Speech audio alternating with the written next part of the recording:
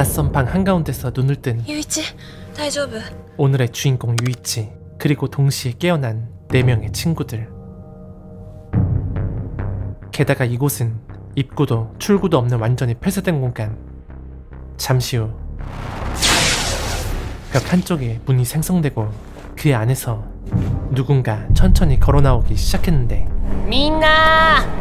오하요! 그는 바로 지금부터 게임을 주관할 존재 마나부. 그 게임의 이름은 바로 友達ゲームにようこそ!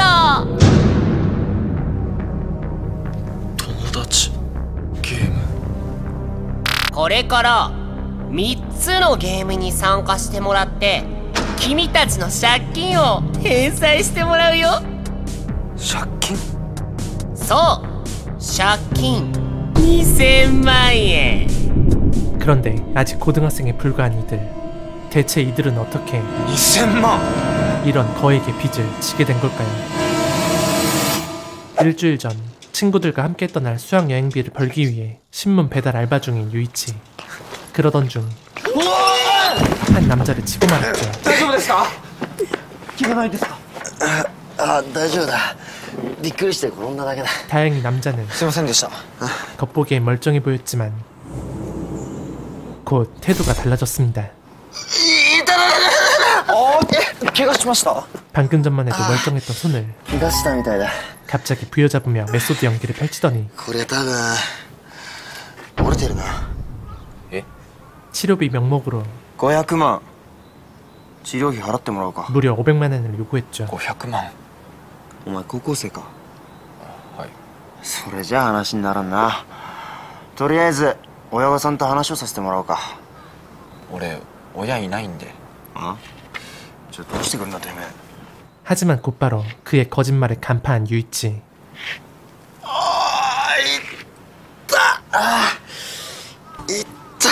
그를 한참 동안 한심하게 바라보던 유이치는 わかりました。 예상외로 払いますよ500万。 그의 요구사항을 들어주기로 합니다. ただし 다만 조건은 俺とゲームして勝ったら 그가 제안한 게임에서 ゲーム？ 반드시 이길 것. コイントスゲームです。当てたら500万。心配なら念書でも書きますよ。特別に受けてやるよ。ありがとうございます。よし。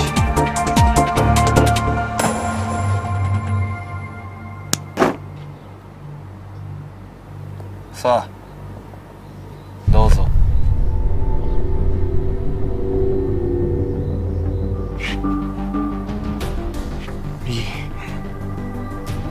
기다리라! 유이치의 손은 그의 눈보다 빨랐습니다.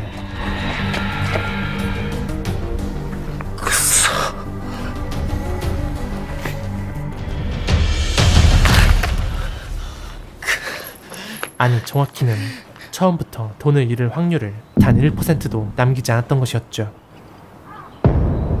부모 없이 평생을 가난 속에서 살아온 그는 누구보다 돈의 무서움을 잘 알고 있었습니다. 그런 그에게는 4명의 단짝 친구가 있었죠. 정의가 넘치는 부위원장 사와라기 시오, 의원 아버지를 둔 금수저 시베 마코토, 학년 톱 천재 미카사 텐지, 상냥하지만 늘 일진들에게 괴롭힘당하는 코코로기 유토리. 이들은 둘도 없는 친한 친구들이었고 앞으로도 변함없을 거라 믿었습니다. 그 일이 있기 전까지는 みんなに大事な話がある。先日集めた修学旅行費200万が盗まれた。犯人はこのクラスの誰かだと思われる。みんな本当にごめん。全部私の責任なんだ。みんなから集めたお金をロッカーに入れておいたんだけど、いつの間にかなくなってて、ちゃんと鍵はかけたのに。 사건의 시작은 사와라기가 관리 중이던 학급의 수학여행비 200만 원이 도난당한 것이었죠. 放課後ずっと教室で待ってるから名乗り出てほしいの。 범인은 끝내 나타나지 않았고 그 일을 계기로 사와라기는 학교에 나오지 않았습니다. 그러던 어느 날 유이치 집안에 떨어진 정체불명의 쪽지. 쪽지를 보낸 사람은 다름 아닌 사와라기? 종적을 감추었던 사와라기였죠. 유이치는 망설임 없이 쪽지에 적힌 약속 장소로 달려갔지만 그곳엔 遅いよユイチ。 사와라기만 나와 있는 게 아니었습니다. なんでみんな？いや、お前が俺たち呼び出したんだろ。大切な話があるっつって。俺が？俺たちの家にお前の手紙が。いや、俺じゃない。 이 모든 건 에? 누군가 이들 모두를 한자리에 모으기 위해 꾸민 ユイイチ後ろ 함정이었죠. 그리하여 이들은 그 방에서 깨어나게 된 것이었는데 의문점은 이들 중 누구도 빌린 적 없는 2천만 엔이란 빚의 출처였죠. 2000万？おいちょっと待て、なんで俺たちがそんな借金背負ってんだよ。君に覚えがないなら他の誰かじゃない？君たちの誰かが2000万の借金を背負ってその返済のためにこの友達ゲームに参加を申し込んだのさ。参加料200万円でね。이 게임의 참가비는 先日集めた修学旅行費200万が盗まれた。全部私の責任なんだ。 얼마 전 사라진 수학여행비와 일치하는 금액. どうしたのみんな。何か心当たりがあるのかな。 즉 이들 중 누군가가 자신의 빚을 갚기 위해 친구들을 게임에 끌어들였다는 걸 의미했죠. 参加しないなら参加料の返却はなし。借金2000万はその誰かさんがそのまま背負うよ。参加するなら借金2000万は5等分して1人当たり400万ずつ背負ってもらう。ただしゲームオーバーになったら借金はそのまま5人に背負って帰ってもらうからね。1人400万の借金。ちなみにどんな方法を使ってでも取り立てるからね。逃げられないよ。5分あげるからよく考えてね。 처음엔 대체 누가 2천만 엔이란 거금의 빚을 지고 이 게임을 신청했는지 궁금했지만 이내 이들의 결정은 하나로 모였습니다. 私はこの際借金をしたのが誰かなんて追求しなくていいと思ってる。みんなを陥れるためにこんなことする人間が私たちの中にいるとはどうしても思えない。本当に困ったから助けを求めたんだと思う。私たちを友達だと見込んで。そうだな、大人に相談できる状況じゃなかったんだろう。友達にさ、何も言わないで金を貸してくれって言われたら俺400万貸すよ。それと同じだろ。背負ってやるさ。そうね、このメンバーなら。何も聞く必要はないな。友達だもんね。 요이치를 포함한 모두가 친구를 위해 기꺼이 게임을 함께하기로 말이죠.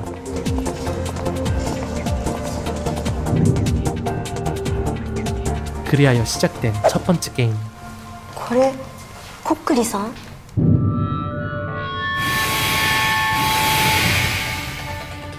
바로 일본의 분신사바로 불리는 こっくりさんゲーム。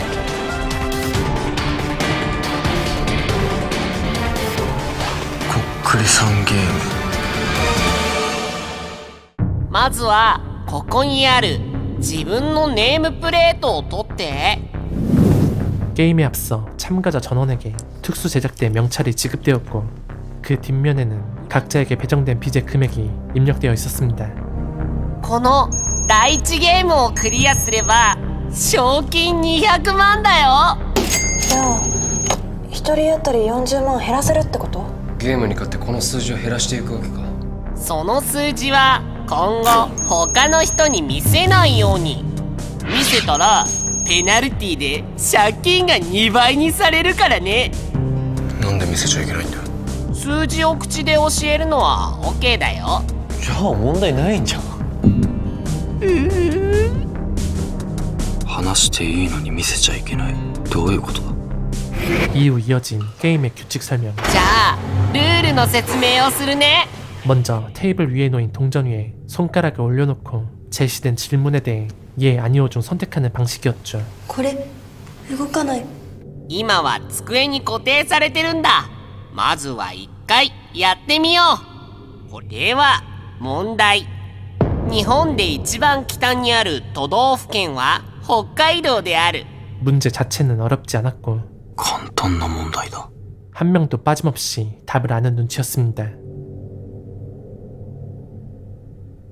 みんな力を入れたね。じゃあ行くよ。こっくりさん、こっくりさん、いらっしゃいましたら答えを教えてください。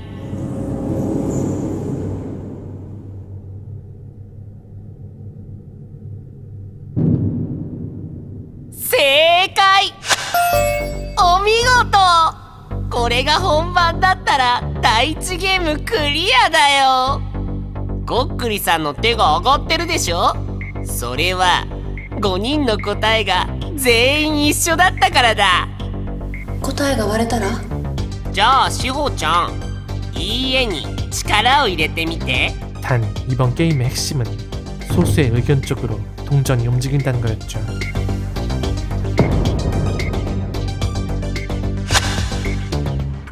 そういう場合、こっくりさんは少数派の見方をするんだ。問題は全部で5問。1問でも正解すればクリアだよ。出題者は君たち。僕に指名された順に1人1回ずつ行う。問題はその封筒の中にあるから番号順に開封してね。それからゲーム開始後は相談防止のために出題以外は声を出すこと禁止。それを破ったらその人の借金は2倍になるからね。最後に万が一5問とも不正解だった場合、ルービーペナルティとして借金額が一番多かった者が全員分の借金を1人で背負うことになる。 결론적으로 누구 하나 룰을 어기지 않는 이상 빚은 모두에게 공평하게 나누어지는 시스템이었습니다. これで説明は終わり。じゃあ不安そうな君たちに僕からアドバイスだ。友達ゲームの攻略法はね、友達を疑わないこと。それじゃあ第1ゲームこっくりさんゲームスタート。最初の出題者は시베 마코토. 그렇게 숨막히는 긴장감 속에서 첫 번째 출제자로 선정된 시베. 그런데 문제지를 들여다본 순간 그는 놀라움을 감추지 못했죠. 난다. 난몬なのか? 그 이유는 문제의 난이도가 問題。日本一高い山は富士山である。 얼탱이가 없을 정도로 쉬웠던 것. 簡単だ。問題が簡単すぎたからシベはあんな表情をしたのか? 당연히 일본인이라면 누구나 아는 상식 문제였고 모두가 망설임 없이 동전을 향해 손을 뻗었는데. じゃあ行くよ。こっくりさん、こっくりさん、いらっしゃいましたら答えを教えてください。これで第一ゲームはクリアだ。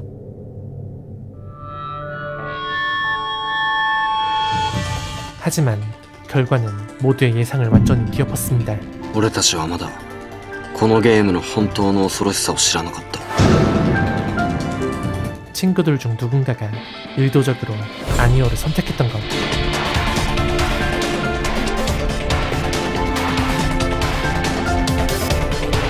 だけど俺は他のみんなよりこの結果に驚いていなかったのかもしれない。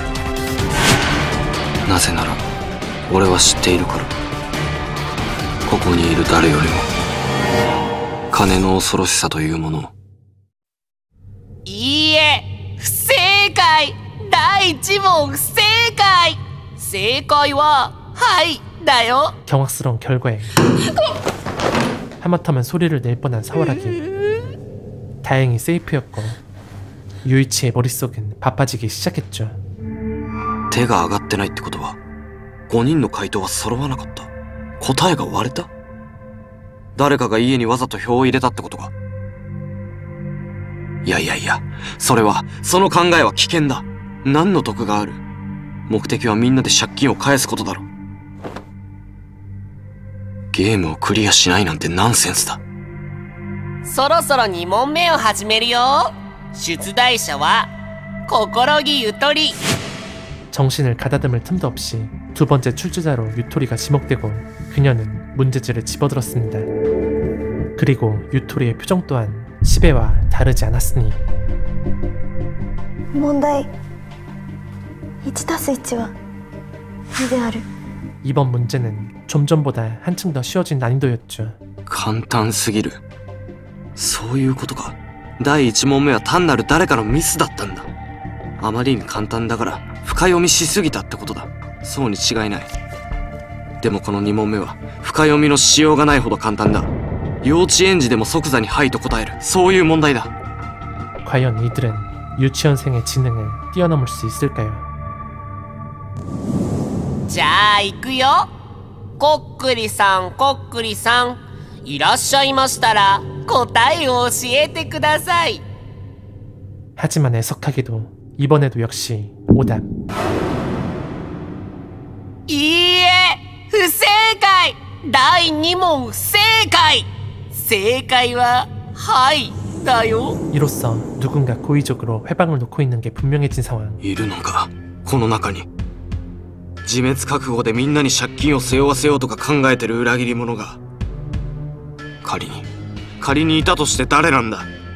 誰かに恨みを持った人間。ここ最近俺たちの間でトラブルなんか。 그런데 유이치가 아는 한 이들 사이에 특별한 불안은 없었죠. 何なんだ、何があるんだ。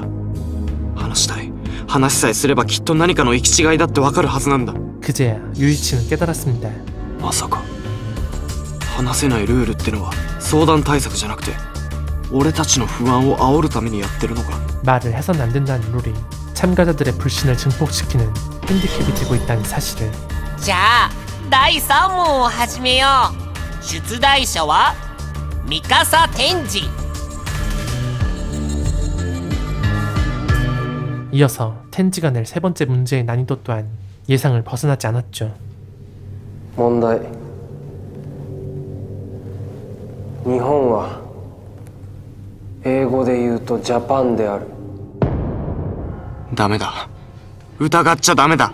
유이치는 가능한 한 친구들을 의심하지 않으려 했지만 こっくりさん、こっくりさん、いらっしゃいましたら答えを教えてください。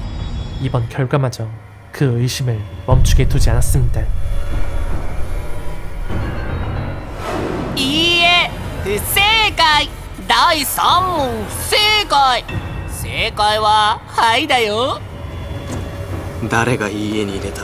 なんで2000万も借金をした。誰が修学旅行費を盗んだ。誰かを恨んでるのか。 그리고 이어지는 다음 차례는 4問目。出題者は片桐雄一。 드디어 유이치의 차례. 그런데 なんだよこれ。 문제지를 집어든 순간 유이치는 놀라지 않을 수 없었습니다. 問題文が書いてない。 바로 문제는 출제자가 직접 만든 형식이었고 거기에 더해 10円玉がハイに行けばゲームクリア。 출제자에게만 주어지는 答えがハイになる問題を自分で考えろってことか。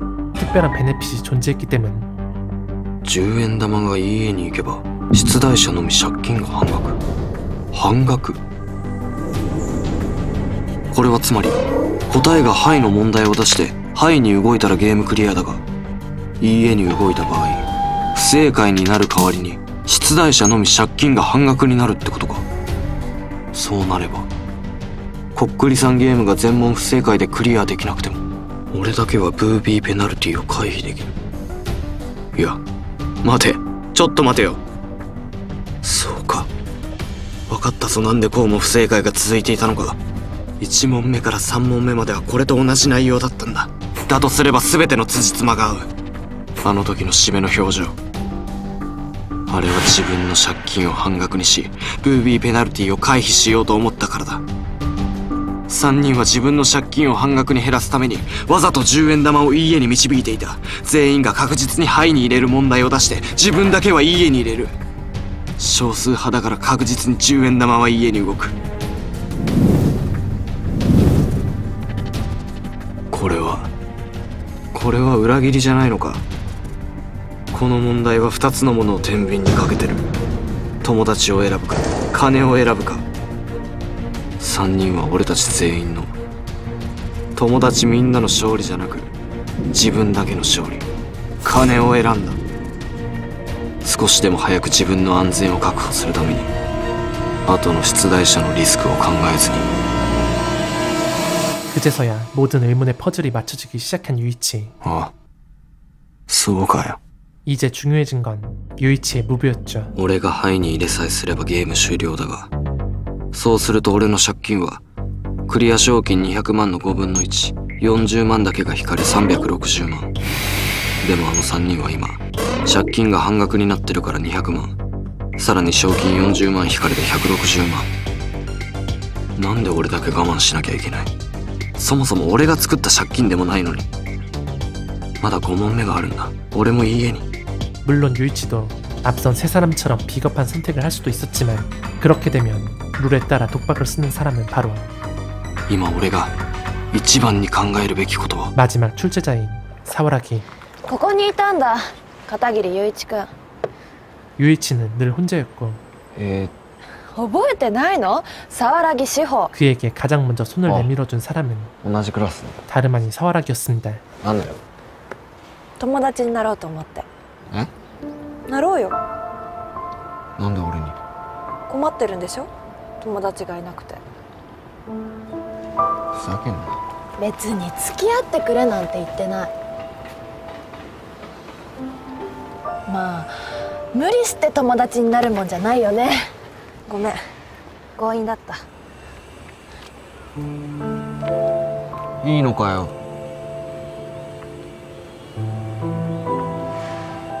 1週間風呂入ってないようなやつでも。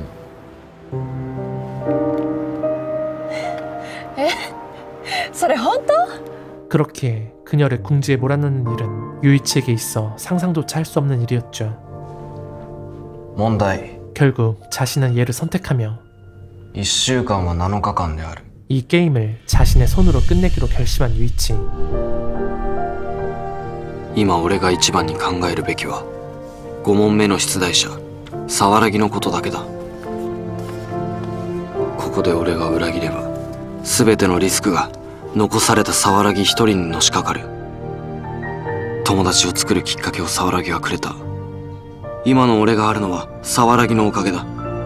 だから俺だけは友達である沢良のためにも牌を選ばないといけないんだ。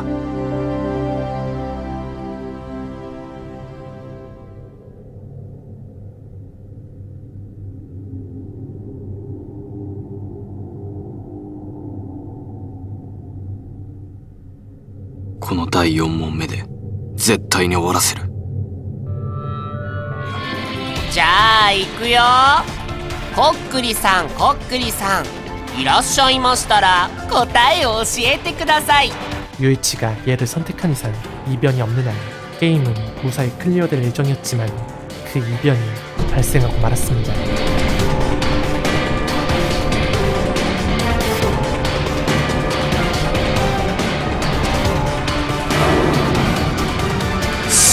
바카나. いいえ、不正解。第4問不正解。正解ははいだよ。なんで？俺は確実にはいに入れた。問題も間違えるはずのない簡単なもの。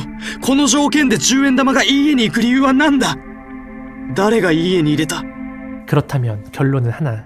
이들 중 누군가는 처음부터 한 사람에게 빚을 몰아버릴 생각이었다는 거였고, 불운하게도 그 희생양이 사와라기로 선택되었다는 뜻. 借金の減額に成功した3人のうち誰かが今借金額最下位の沢良に残った借金を全部かぶせてこの第1ゲームで全てを終わらそうとしてるんだ。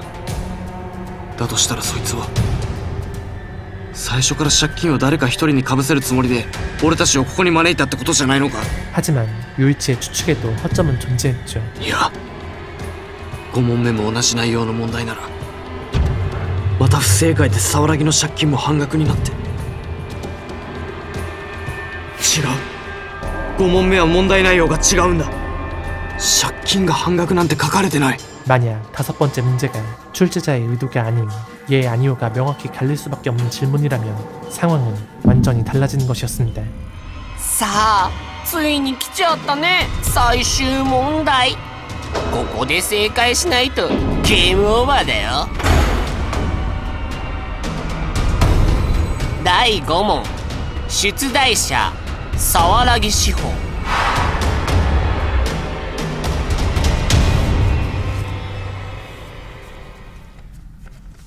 그리고 아니나 다를까 문제지를 확인한 사와라기의 표정은 급격히 어두워지기 시작했죠. 問題。私たちはこれからもずっと友達だ。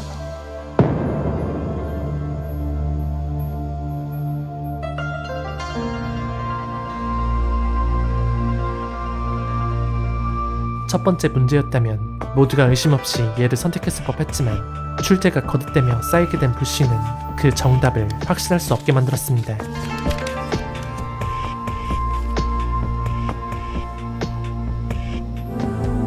借金を他人にかぶせるためにそいつが絶対家に投票する以上沢良は確実にブービーペナルティになってしまう。さあさあ、みんな早く投票して。大サービス問題。もちろんはいが正解だよ。全員が家に入れたら爆笑だけど。どうすりゃいい。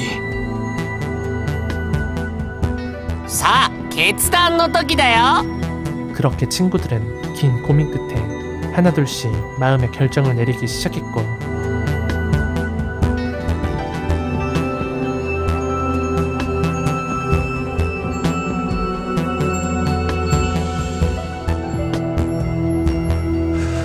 마지막으로 남은 유이치는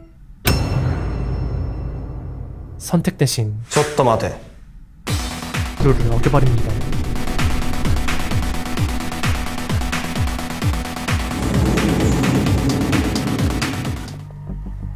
그리고는 대뜸 황당한 질문을 今日の沢良の下着の色知ってるか? 친구들에게 던졌죠.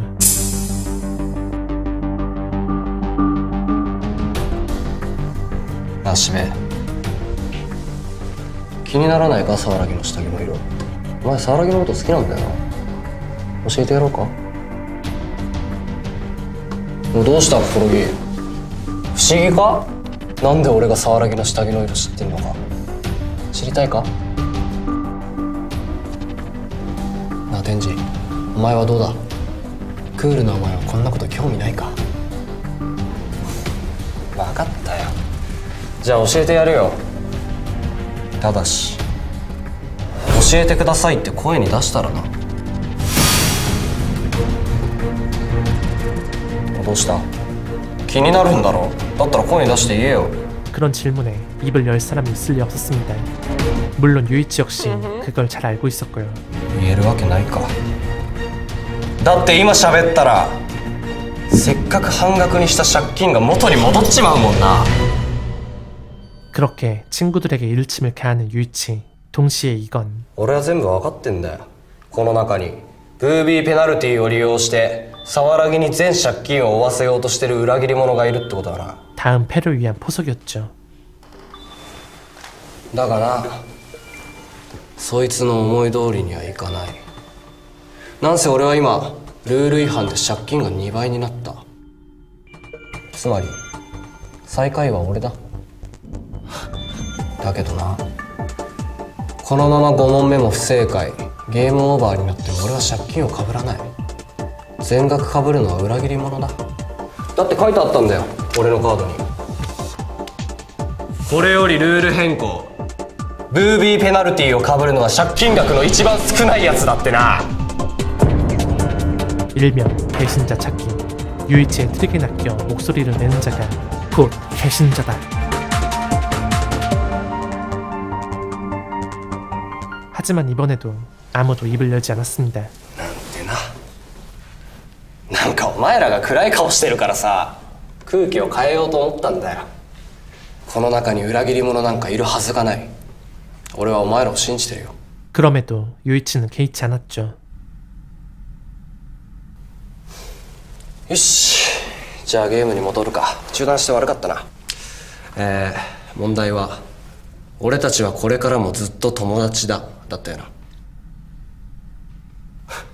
こんな簡単な問題考えるまでもないよな。答えははいに決まってる。 그가 웃음을 거두고 던진 마지막 질문은 だよな。 마치 배신자에게 날리는 최후의 경고처럼 느껴졌습니다.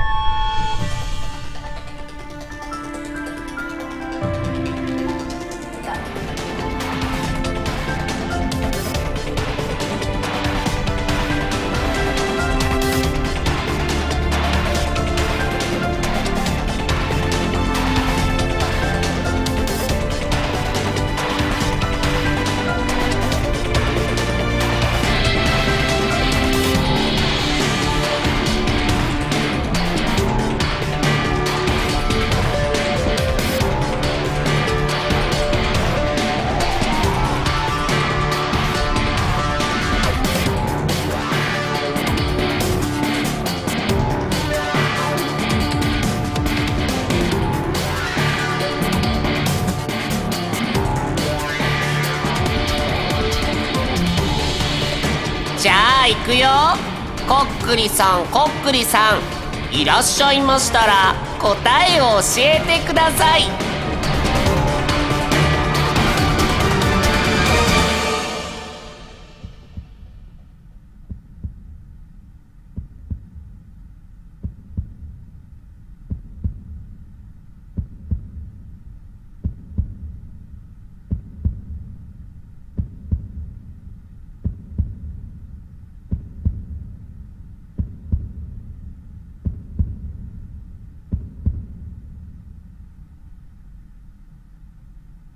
결국 유이치의 진심은 통했죠.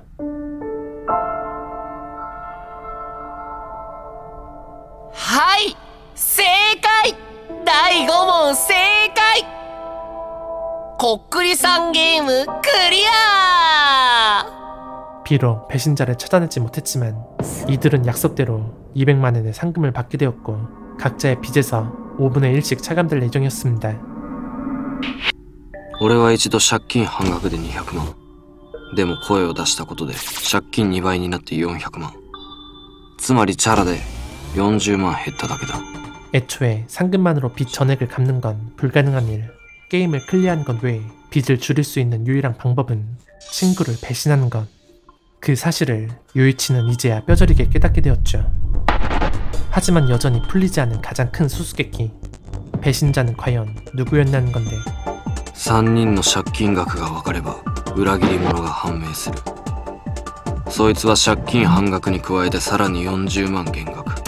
つまり現在の借金額は160万のはず。プレートの裏を見るのは借金2倍のペナルティ。まあ知るのは無理か。 이에 요이치는 なあちょっと待ってくれ。 단도직입적으로 묻기로 결심하였죠. 今みんな借金いくらだ？俺の借金は360万だ。俺も同じだよ。私も。うん。じゃあみんな同じか。疑うならネームプレート見せようか。ああ、大丈夫。安心したよ。まあ第一ゲームは緊張とかで答えが揃わなかったんだろうな。お前はさっき声出して倍になっちまったろ。ああ、残り760万か。参ったな。大丈夫。それを含めてみんなで返せるよ。もちろんだ。 물론 예상은 했지만 단순한 질문만으로는 배신자를 밝혀낼 수 없었습니다. 그래서 유이치는 신발끈을 묶는 척 교실에 남아 全員借金が同じ。信じられるかよ。 친구들의 질문지를 훔쳐보기로 했죠. 沢良のは予想通りだわ。 사월하기의 문제지는 그의 예상과 다르지 않았지만 これを見ればわかる。 문제는 借金半額と書いてるはずだ。 앞선 1, 2, 3번의 질문지였습니다. そんなバカな。 예상과 달리 아니오일 경우 빚이 줄어든다는 문구가 존재하지 않았던 것.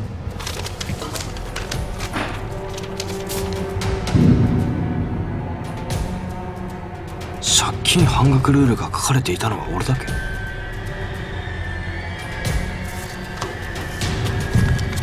하지만 이 또한 친구 관계를 분열시키기 위한 장치였습니다. なるほど。一定時間で消える特殊なインクか。もしこれを証拠と思い込んでみんなを追求していたら俺は完全に孤立していた。くそ、いやらしい真似しやがって。 유이치君もね。 결국 첫 번째 게임은 무사히 클리어했지만 승리의 기쁨 대신 이들 사이에는 묘한 불신의 공기가 감돌고 있었습니다. 그리고 마지막, 여기서 있던 일은 절대 누설 금지. 다음 게임은 2주 뒤에 열릴 예정이었습니다. それじゃあみんなアイマスクをつけて。ふふ、また第2ゲームで待ってるからね。